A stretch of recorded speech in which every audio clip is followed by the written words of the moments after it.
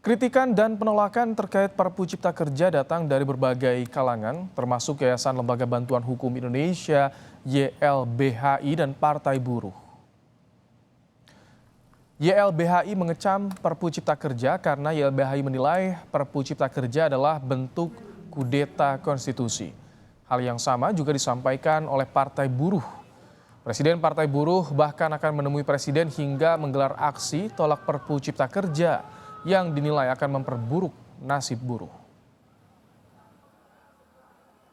Kan membuat dengan cara perpu. Ini bahkan lebih buruk dibandingkan proses Omnibus Law Cipta Kerja yang pertama. Kenapa? Karena tidak ada proses partisipatif di sana. Tidak ada melibatkan DPR pembahasannya. Tidak ada masyarakat diminta masukan gitu. Jadi ini lebih buruk lagi, bahkan memperburuk situasi negara hukum yang sudah rusak. Kedaruratannya adalah darurat PHK.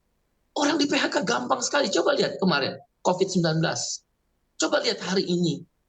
PHK mudah sekali. Itu karena Omnibus Law. Kemudian pesangonnya kecil.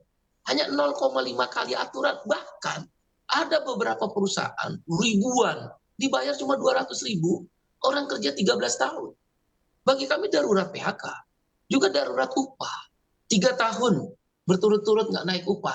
Baru sekarang ini karena kita terus memberikan masukan pada pemerintah, dirubah menjadi Permenaker nomor 18 tahun 2022, tidak lagi menggunakan PP nomor 36.